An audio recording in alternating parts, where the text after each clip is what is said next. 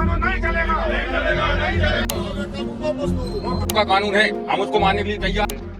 अभी जो ये ट्रक ड्राइवर और बस ड्राइवर जो विरोध कर रहे हैं, चक्का जाम कर रहे हैं, वो क्यों कर रहे हैं और वो कौन से कानून है जिनको बदलकर उनके स्थान पर नए कानून लाए गए हैं, जिससे कि सभी वाहन चलाने वालों की परेशानी बढ़ने वाली है। चलिए जानते हैं। दोस्तों, एनसीआरबी के डाटा के मुताबिक दुनिया में जितने भी देश है उनमें रोड एक्सीडेंट के मामले में जो नंबर 1 देश है वो हमारा देश भारत है। हमारे देश में रोड एक्सीडेंट में सबसे ज्यादा लोग अपनी जान गंवाते हैं। एनसीआरबी 2022 के उपलब्ध डाटा के अनुसार लगभग 5 लाख के आसपास एक्सीडेंट 2022 में रिकॉर्ड हुए हैं और ये आंकड़े सिर्फ घातक एक्सीडेंट के हैं और इनमें से मरने वालों की संख्या 1,68,000 के आसपास है। इसको अगर आप डिवाइड करो तो आपको जानकर हैरानी होगी कि हर 3 मिनट में भारत में एक आदमी रोड एक्सीडेंट में अपनी जान गंवा रहा है और ये आंकड़े सिर्फ हमारे देश भारत के हैं, पूरी दुनिया के नहीं है। हमारे देश में फिलहाल रोड एक्सीडेंट के मामले में जो सजा दी जाती है वो मुख्यतः 3 धाराओं के तहत दी जाती है, जो आईपीसी की धारा 279, 338, 304 ए है। धारा 279 वहाँ लागू होती है जहाँ पर कोई व्यक्ति किसी वाहन को लापरवाही या तेज गति से चलाता है, जिससे किसी व्यक्ति को कोई संकट या चोट या आघात पहुंचने की संभावना होती है। यह संज्ञेय अपराध है। इसका मतलब पुलिस अधिकारी ऐसा करने वाले को बिना वारंट के गिरफ्तार कर सकता है और इसमें 6 महीने तक की जेल की सजा और जुर्माने की सजा होती है। लेकिन अगर किसी व्यक्ति को गंभीर चोट पहुंचती है तो फिर वहाँ पर धारा 338 लगती है। इसमें 2 साल तक की जेल की सजा और जुर्माने का प्रावधान है। लेकिन अगर कोई व्यक्ति लापरवाही या तेज गति से वाहन चलाने के कारण मर जाता है तो वहाँ पर धारा 304 ए लगती है और इसमें भी अधिकतम 2 साल तक की जेल और जुर्माने की सजा हो सकती है। ये संज्ञेय अपराध है लेकिन जमानती है। जमानती होने का मतलब यह है कि पुलिस एक्सीडेंट करने वाले को गिरफ्तार करती है और पुलिस स्टेशन ले जाकर उसे जमानत पर छोड़ देती है। तो ऐसा माना जाता है कि जो ये कानून है वो कमजोर है और इसलिए सड़क दुर्घटना के मामले कम नहीं हो रहे हैं और लोग मर रहे हैं। तो इसको देखते हुए सरकार ने कानूनों को सख्त करने का फैसला लिया है। सरकार ने आईपीसी की जगह बीएनएस 2023 कानून पास किए हैं। इस नए कानून में एक धारा 106 है जो ऐसे सड़क दुर्घटना के मामले में लागू होती है। इस 106 धारा में एक सेकंड क्लॉज जोड़ा गया है जो ये कहता है कि यदि कोई व्यक्ति लापरवाही या तेज गति से वाहन चलाएगा और किसी को टक्कर मारकर भाग जाएगा बिना पुलिस या मजिस्ट्रेट को घटना की सूचना दिए बिना, तो उसको 10 साल तक की जेल की सजा और जुर्माने की सजा होगी और इस अपराध को संज्ञेय अपराध की श्रेणी में रखा गया है और यह अजमानती अपराध है। इसका मतलब कि पुलिस सीधे उस व्यक्ति को गिरफ्तार करेगी बिना वारंट के और मजिस्ट्रेट के पास ले जाएगी और अब उसको छोड़ना है या नहीं छोड़ना है इसका फैसला मजिस्ट्रेट ही करेगा।